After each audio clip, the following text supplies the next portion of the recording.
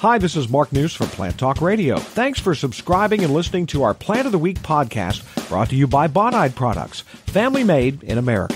Visit Bonide.com to find a retailer near you.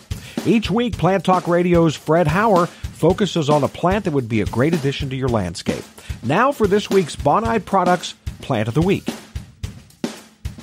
I'm Mark News here alongside Fred Hauer, the Ohio nurseryman. And Fred, your plant, or I guess this, in this case, plants of the week. Yeah, I do that commonly because you can't talk everything in just the 52 weeks we have each year. Let's call it trees of the week. Trees of the week, Let's yes. do that. Right now, it is indeed trees. Now, some of the trees, in the sense that I'm just simply marking on my sheet here, all oaks. Now, all oaks are many. There are some... there are a lot of oaks that don't even grow here, and then some that grow here don't do well otherwise. But among the trees we can have good luck with here, the red oak, scarlet oak, for the most part, shingle oak, white oak, which is probably one of the best trees in this part of the world. Well, strong statement, but yeah, it's, I know of one that's over 5 foot in diameter, and I think it got an award in its 250th year, based on what everybody could tell. And that has probably been almost 50 years ago. So that dude has got some age to it. And then the pin and swamp oaks, which are similar. Now, each of those trees has variable color for fall. Some are kind of a nice glowing dark green, a little bit of gray underneath, and then they'll turn either into reds, burgundies, browns. The shingle oak is one that I kind of like a little bit better than others now that I'm more familiar with it. They hold their leaves. Their leaf is about 4 or so inches long, 1.5 inches wide. Let's just say very, very long oval in shape. Good green all summer long. Rather tidy growers. As a young tree, they're pretty much pyramidal, and then they have the ability to hold those leaves, which have turned a kind of a pretty tan right into the middle of winter.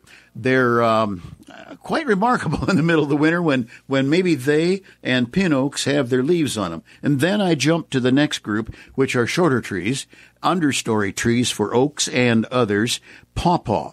I don't think pawpaw claims its fame in enough cases. In other words, I think it's a very much underused plant. Pawpaw will handle full sun. In the full sun, it grows as a nice tight pyramid. The leaves are anywhere 8 or more inches in length, 3.5 or 4 across. It's a good medium, solid green all summer long. Great big leaves flopping in the wind. And then right now, looking toward the sun from my eye level up, they are glowing yellow, just absolutely beautiful. Now, one of these days, and it'll probably be darn soon because it was frost this morning in my yard, they'll just thwomp, and all the leaves will be on the ground in a matter of 1 or 2 days. And that, of course, lays out a nice apron for the base of the tree, kind of like a top of a pot with a ground cover in it, and then the stark naked trees above it. Quite interesting. And I'm growing that literally under a honey locust tree because they can tolerate a good bit of shade, a good bit of competition, and so on. So those two trees really take my eye at this point, most especially in the middle of the day with sun looking up at that rascal from literally below it. It's just absolutely magnificent yellow. Do you get fruit? No, I don't. Now, that's a good question, Mark. The reason I don't get fruit is they cannot self-pollinate. So the seed that I germinated many years ago that came up and the tree got moved because it ended up not where I wanted it. Then after it got started in its new position, I decided, that's not good enough. So I cut it down because it was too big to fool with at that point. And lo and behold, from the roots, plants or more trunks suckered up. There's now 5 trunks, and I have to cut a handful of small ones off every year. The plant grows out from it and sends up new trees from its own root system, and therefore it's all genetically identical. So it cannot pollinate itself. Okay. However, I have kept threatening for the last 3 years, I'm going to buy a young one, plant it so that it's a different biomass and get the fruit, because I love pawpaws. I didn't care as youth, and I don't even care yet, much about a ripe, really ripe banana. But a ripe, almost yucky-looking pawpaw is a true delight. I bet somebody could make pawpaw pies even. I don't know. But it does have a fruit, but you have to have two different genetic masses. And there are actually three different, call them sizes of trees, more or less. The 6 to 8 footers for kind of understory and swampy areas, and then the 8 to 10, 12 footers that are, usually under trees. And then when they're out in the open, that plant can go 20 feet easily.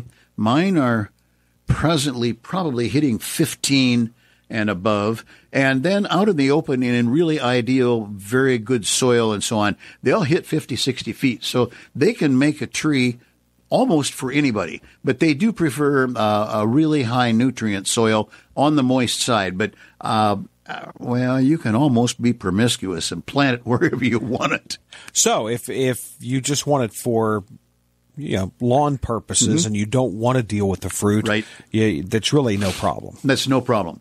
Unless there's one nearby you don't know about. Well, that's right. And that is, of course, possible because the tree is essential. I don't know when we go back enough hundreds of years, I don't know whether it's truly a indigenous tree, but I know they've been around ever since I was a boy, and we're getting too close to that time period. So anyhow, let's just say that's a fantastic tree that is totally underused in most cases.